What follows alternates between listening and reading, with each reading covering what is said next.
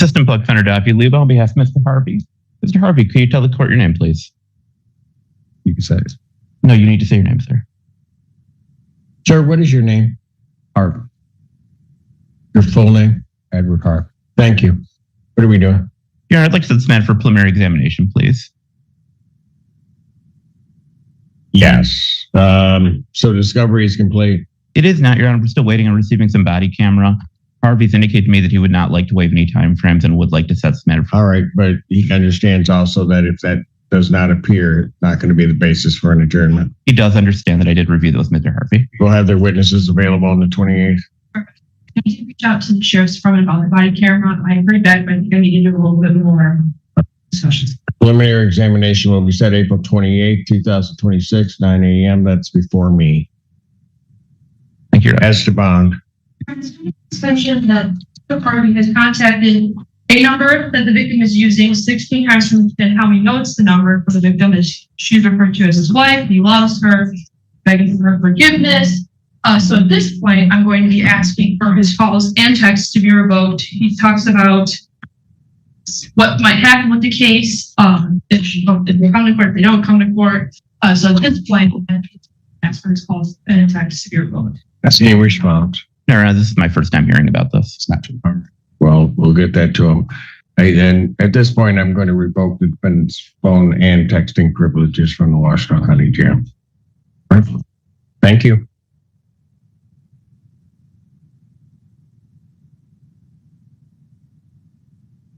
Morning, Your Honor. Marcia Krejci on behalf of Mr. Thompson, who's approaching. Your name? Davon Thompson. Thank you. Your Honor, we have two requests today. The first request is we'd like to proceed to preliminary exam. I believe discovery is complete. We have a sort of a special thing in mind that That's correct, Your Honor. The defendant's co-defendant, Boston Henning, is already set for preliminary examination on a special setting before Judge Freshour. And I would request that. Okay. What date is that? It's April the 29th at 1 p.m. at the 1484 District Courthouse. Mhm. Yes. That's the co-defendant to this case. That's correct. Freshour, know it's coming. I believe so. I was emailing with Ms. Ostrowski yesterday about this. that date came about with the meeting that we had with Judge Freshour. All right.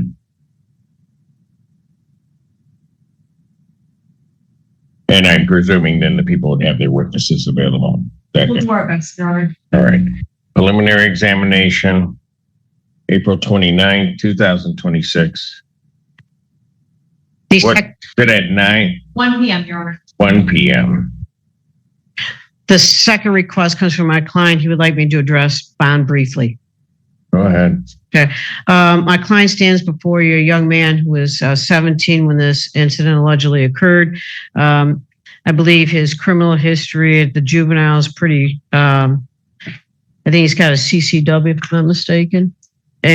But after that, there's nothing else. He does have family in the area. He's resided here his whole life. He explains to me that he'd be able to currently reside with his grandmother in Ypsilanti, and that he is needed to help with child care of his younger siblings. And so he's asking that the court allow him 10%. If the court does, we'll be asking for a PR bond in this matter. He'd be willing to do a house arrest on tether. That's our request today. Your Honor, the defendant was involved in the planning and execution of an armed robbery where the item to be stolen was a firearm or firearms. The defendant has 2 firearm-related charges, CCW and reckless use of a firearm while a juvenile in 2025 and 2024, respectively. In this case, a victim and a co-conspirator were both shot. So I do believe the cash bond as that is appropriate.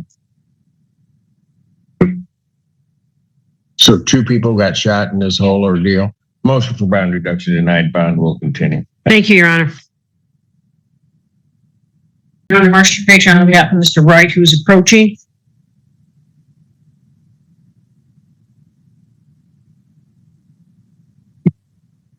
Bless you. Bless you again. All right. Your name, sir? George Willis Wright. Thank you. Your Honor, we'd be requesting a preliminary exam in this matter.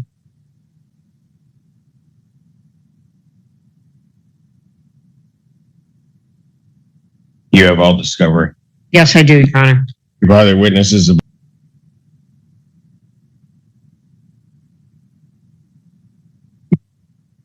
Bless you. Bless you again. All right. Your name, sir? George Holder's right. Thank you. Your Honor, we'd be requesting a preliminary exam in this matter.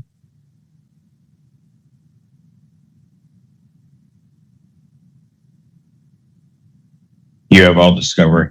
Yes, I do, Your Honor. Your other witnesses available the 28th.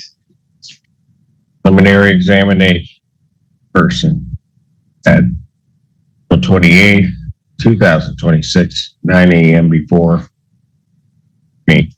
Your Honor, my client is asking me to make a request for a PR bond, if I may, briefly. Briefly. Your Honor, my client stands before you. His last convict, I believe, for any crime was in 2024. Further, most notably, is my client has some health issues that require some surgery. The first one is some eye issues that require surgery at the Kellogg Eye Center, which he tells me he has surgery scheduled for April 20th. Is that correct? Yes. Okay. And that he also needs to follow up with a surgery in his abdomen that requires follow-up. He has been able to secure housing at Miller Manor. So he has no family there in the area to help him. Therefore, he needs to be out and about. Specifically, he needs to be able to get to his bank account for bond. What I'm being told by my client is, if the court is unwilling to reduce the bond, is that his phone privileges have been prohibited.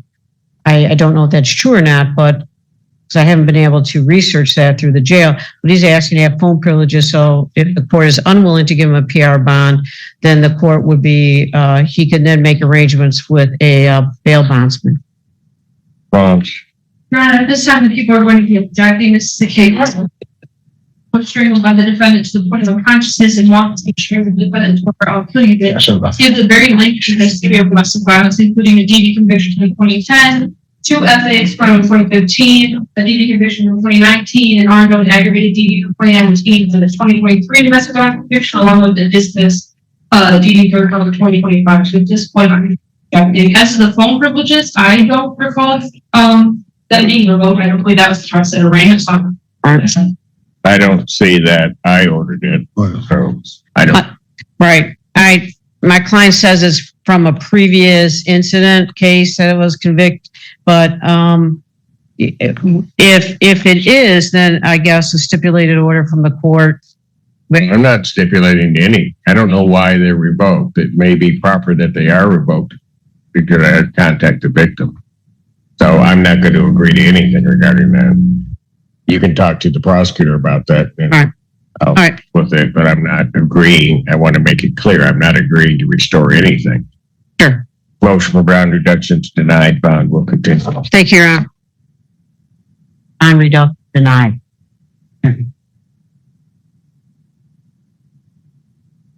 Court call. Excuse me, Kyle Burdell on behalf of Mr. Laster, who's approaching the podium. Michael Gaddy on behalf of this Laster in 23 FT 1486 and 1117. Just attorney and a bond argument request. How you doing, Justice? Your name? Robert Laster, Justice. Doing. Your Honor, on my case, at least, it's my understanding, based on what's in Mr. Gaddy's hand, we are both asking for adjournment at this time. I do have a bond request from the court. We'd like to hear it. That's correct, Your Honor. I think it'd be prudent to keep all three together. May 7th, 2026, 9 a.m. Esteban. Your Honor, Mr. Laster. May I approach, Judge? Okay. Sorry, approach. Oh, was it just a hand on the Just phone? a hand in the Oh, sure. Your Honor, as to the bond request, so Mr. Laster lives in Mississippi. He's currently basically couch crashing with a friend. And so his bond has already been modified from community corrections, or his community corrections already has instructions to allow him to test locally where he's at.